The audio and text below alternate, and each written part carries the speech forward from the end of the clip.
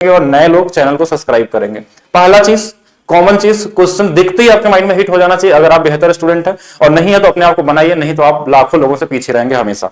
एक होते हैं जो क्वेश्चन को बस सॉल्व करते हैं, एक होते हैं क्वेश्चन को जो उड़ा देते हैं देखते ही देखते। वो कैसे तरीका होगा पहले समझते हैं। क्वेश्चन क्या दिया है, टीयर 2 का क्वेश्चन पूछा गया है सीएचएसएल का कि 10,000 रुपए 20% वार्षिक चक्रवृद्धि ब्याज के दर पे इतने रुपए चक्रवृद्धि ब्याज अर्धवार्षिक है। पहले तो अर्धवार्षिक का मतलब रेट आधा हो जाएगा यानी 10%, और अगर 10% का रेशियो अगर आपको नहीं पता है तो आप तैयारी क्यों कर रहे हैं, पहले तो ये पता होना चाहिए आपके पास। अगर आप क्वेश्चन को सॉल्व करना जानते हैं कोई फर्क नहीं पड़ता यहाँ पे कि क्वेश्चन आपको सॉल्व करने आता है कि नहीं आता है। आपका आंसर अगर 10 सेकंड के अंदर में नहीं आ रहा है तो कोई फायदा नहीं है कि क्वेश्चन आप लगा पाते हैं या नहीं लगा पाते हैं। अब ये कंपटीशन रही नहीं गया है। 10% आपका नंबर इतना इंपॉर्टेंट नंबर है कि आपको पता होना चाहिए कि 2 साल में 10% जो होता है हमारे पास वो 2:1 का रेशियो देता है। 3 साल में जो हमारे पास देता है वो 3:1 का देता है। अगर परसेंटेज में देखें तो ये 21 और 33। 4 साल में ये कितना देता है हमारे पास 46.41% देता है। अब ये नंबर देखते ही आपको लग गया है कि 10% के हिसाब से ये तभी आ सकता है 46-41।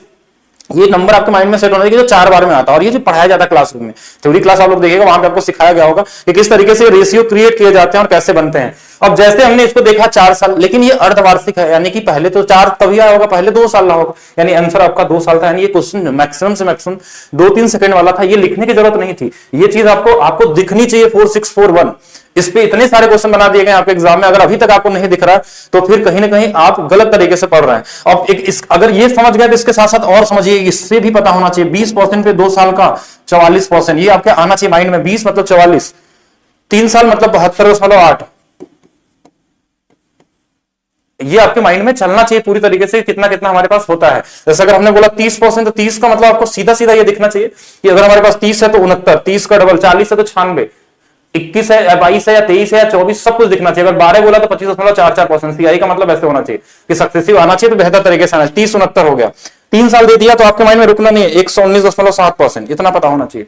5% बोल दिया तो देखिए 2 साल का कितना 10.25%। सक्सेसिव में आपको पहले से पता होना चाहिए कि कितना होता है हमारे पास, जिससे कि आप स्पीड बढ़ा सकते हैं। अगर हमने बोला 4% तो आपके माइंड में आना चाहिए 8.16%, और इसके अलावा अगर 3 साल के लिए बोला तो 12.4864%। मतलब सीधा सीधा आपके माइंड में आ जाना चाहिए क्या वैल्यू। अगर बोला हमने 6% तो 3 साल का अगर सीआई निकालना तो हम सॉल्व नहीं करेंगे एग्जाम में।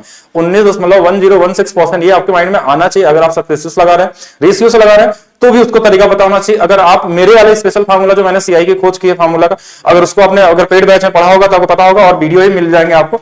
तो कैसे आपको देखना है, ये सारी चीजें आपके माइंड में आइडिया होना चाहिए। 2 साल 3 साल ये बेसिक नंबर जो हमेशा से पूछे जाते हैं। चलिए नेक्स्ट क्वेश्चन। बाकी हर क्वेश्चन को टैकल करने का अपना अपना अलग अलग तरीका होगा। ऐसा नहीं कि आप एक ही तरीके से सारे क्वेश्चन को लगा सकते हैं, ऐसा पॉसिबल नहीं हो सकता है। अब यहां पे देखा जाए हम लोग 3 वर्ष पहले किसी ने कुछ पैसा उधार लिया था 10% वार्षिक चक्रवृद्धि ब्याज पे, 5 वर्ष बाद उसे इतना देना था। हालांकि कोई पूर्व भुगतान दंड पेनाल्टी नहीं था और अभी कुछ बोनस भुगतान प्राप्त हुआ, वह अपना ऋण चुकाना चाह रहा है। 5 साल बाद देता तो इतना देता, लेकिन अभी 3 ही साल हुआ है, और 3 साल का मतलब 10, मतलब अभी मैंने बताया 3 साल का मतलब 33.1%।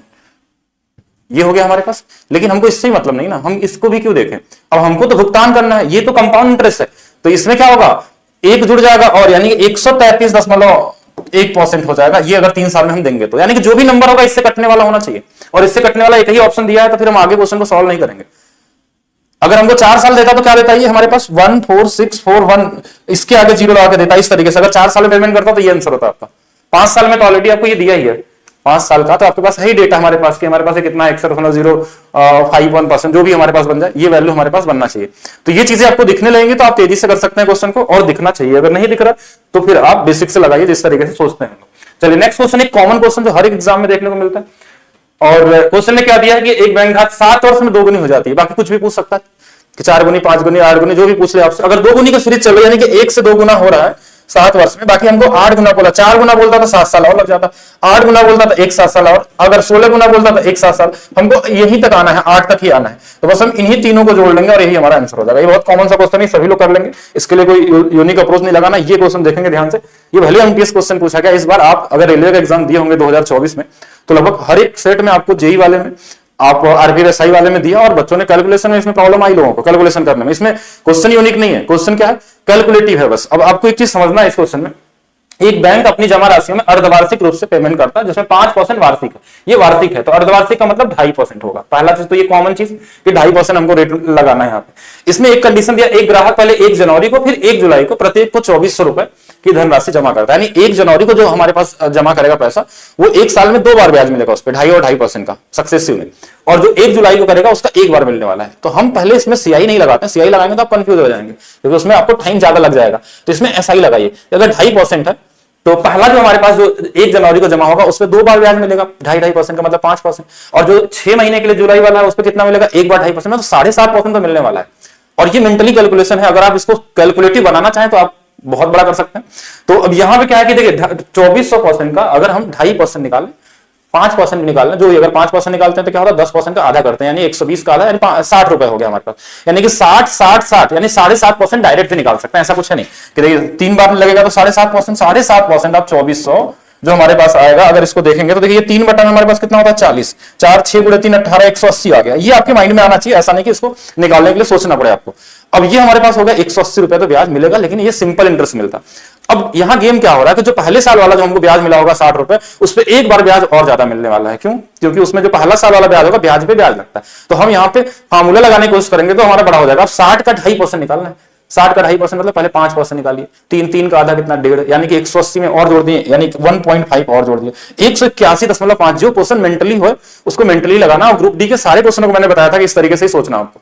अब ये हमारे पास आ गया कि 181.5 ये ब्याज होता, और ये पूछता तो आंसर हम कर लेते। ये वाला एक चीज का और ध्यान देना, क्वेश्चन में कंफ्यूज करते हैं, पूछा क्या है, वर्ष के अंत में प्राप्त होने वाली धनराशि ज्ञात कीजिए। तो इसको ना करके आप इस वाले को करिएगा, क्योंकि 48 तो पहले से हमारे पास है। ठीक है, अगर ध्यान से देखें तो 24 और 24 2 बार तो हमने दिया ही था, प्लस 181.5 ये ब्याज होगा। तो ऑप्शन यहाँ पे बी वाला सही होगा, ना कि हमारा ये वाला होगा। अगर कितना इंटरेस्ट हमको मिला अगर ये पूछता तो हम ऑप्शन नंबर सी पे जाते हैं। यहाँ पे तो इजी क्वेश्चन था, कॉमन क्वेश्चन था, सही तरीके से ध्यान रखिएगा। ऐसे कुछ इजी क्वेश्चन देखते हैं। अभी इस क्वेश्चन को क्या करेंगे कि 5% वार्षिक दर से संयोजित किया जाता है, तो 2 वर्ष बाद इतना रुपए है, मतलब हमको अमाउंट दिया है, प्रिंसिपल चाहिए। और 5% को अगर हम रेशियो के हिसाब से देखें तो 1/20 होता है, यानी कि 20 वाली वस्तु कितनी होती है, 21 होती है। 20 वाली वस्तु 21 होती है, यानी कि 400 रुपया रहता तो ये 441 हो जाता है। इस 441 की वैल्यू दिया है हमारे पास, हम भाग भी दे सकते हैं, सब कुछ कर सकते हैं, लेकिन हम इतना भी क्यों लिखेंगे इतना? हमको पता है कि 20 है तो 20 का स्क्वायर 400, 400 के मल्टीप्लीकेशन में आंसर आ जाएगा, ये प्रिंसिपल ही होगा। और एक ही ऑप्शन दिया है तो फिर ज्यादा आगे नहीं जाना है। बाकी अगर सॉल्व भी करना है, अगर आपको अगर एग्जाम में लगाना भी चाह रहे हैं तो इसकी वैल्यू आपके पास होनी चाहिए कि हाँ ये 1323 है, ये इसका 3 गुना है तो इसका भी 3 गुना, ये 1200 आ जाएगा। जीरो तो बाद में देखिए, इधर भी जीरो है तो इधर भी जीरो लग जाएगा ये, ठीक है। ये भी